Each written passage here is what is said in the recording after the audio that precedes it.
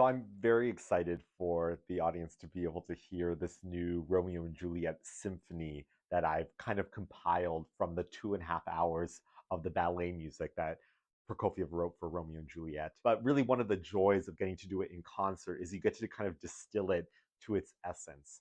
The reason why I wanted to come up with something brand new is that very often there are these suites of kind of episodes from the ballets that conductors will do. In fact, Prokofiev created a couple of them himself. But what I wanted to do was not just have a bunch of like narrative episodes, but be able to um, turn the music into something that we might feel more comfortable hearing in the concert hall, which is a symphony, your typical like four movement symphony. And in fact, when you think of like the plot line of Romeo and Juliet and the big musical episodes in the ballet, it actually really works quite well to have these four movements. The ballroom dances at the very beginning is the first movement. Then you have that beautiful romance, the balcony scene of the second movement. You have the scherzo, the light music, which is actually kind of the fight scene that happens in Romeo and Juliet, and then kind of a tragic end, Romeo at Juliet's grave, which is the final movement.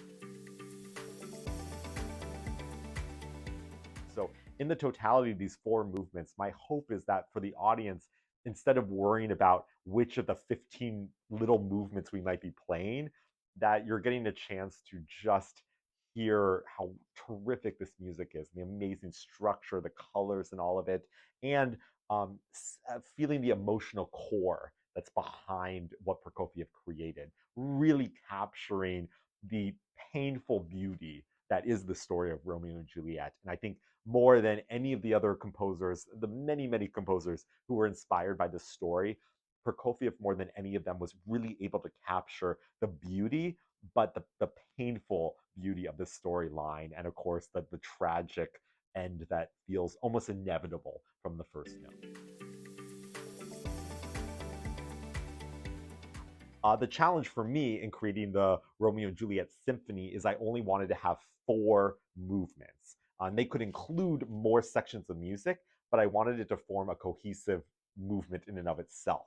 So, for instance, the biggest challenge was in the first movement of this new symphony. It's called ballroom dances, and it's several different dances that occur throughout that kind of opening scene where the Montagues and Capulets are at a party. And there's all sorts of hidden innuendo going on. There's a lot of kind of seething anger, but it's party music. So it's both elegant and terrifying at the same time. And finding a way to piece together these dances so it doesn't, so that you actually can musically hear them connected was really important to me. And it's actually been one of the things I've been working with the orchestra on this week is making sure that the way I'm segueing between the dances doesn't kind of lurch the audience out of where they are in the music.